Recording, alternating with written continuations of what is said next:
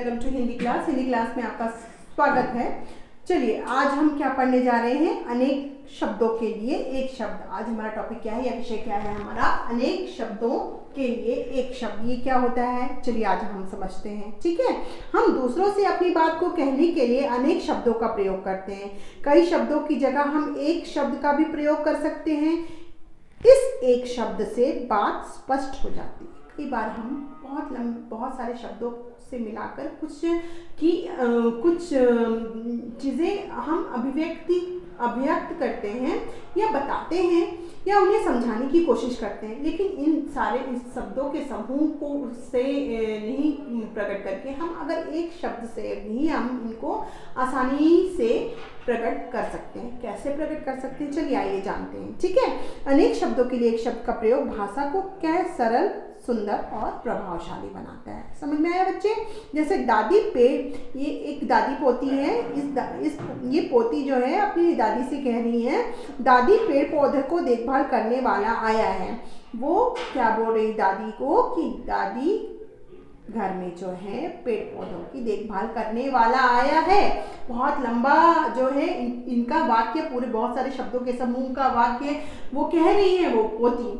तब दादी क्या बोलती हैं, बोलो बेटी, अपनी पोती को समझाती है कि बोलो बेटी, माली आया है। जो पौधों की देखभाल करता है उसे क्या कहते हैं बच्चों, उसे माली कहते हैं। हम इतने सारे शब्द का प्रयोग नहीं करके सिर्फ एक शब्द में ही हम पूरी अभिव्यक्ति कर लेते हैं उसके शब्द की, है ना। उसका अर्थ हमें समझ में आ जाता है कि हम किसके बारे में कह रहे हैं या हम क्या कहना चाह रहे हैं। समझ में आया बच्चे? चलिए आइए जानते हैं कैसे। जैसे उदाहरण में मैं लिखती हूँ, जो डरता है उसे क्या कहते हैं, डरपोक कहते हैं।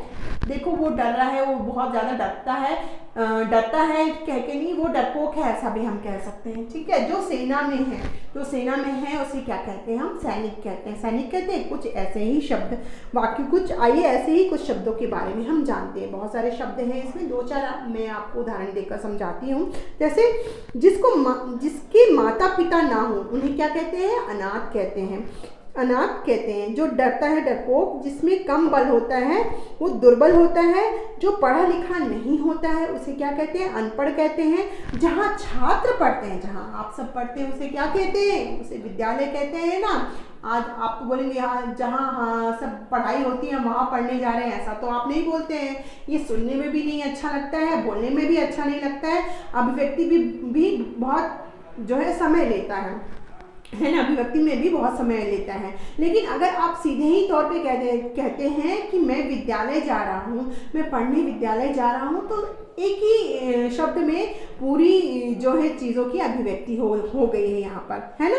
आप विद्यालय में ही सारे पूरे शब्द समूह आ गए हैं। एक विद्यालय शब्द से ही पूरा अर्थ प्रकट हो गया है। इसे ही कहते हैं अनेक शब्दों के लिए एक शब्द का प्रयोग करना। बच्चों समझ में, आशा करती हूँ आपको अच्छे से समझ में आ गया होगा ये अनेक शब्दों के लिए एक शब्द। आपकी पुस्तक में पेज नंबर 52 और 53 में पूरे अनेक शब्द के एक शब्द दिए हुए हैं। इन्हें आप अच्छे से पढ़िए, अभ्यास कीजिए और अपनी कॉपी में 5 अनेक शब्दों के एक शब्द लिखिए। अगली कक्षा में हम फिर मिलेंगे, तब तक के लिए धन्यवाद।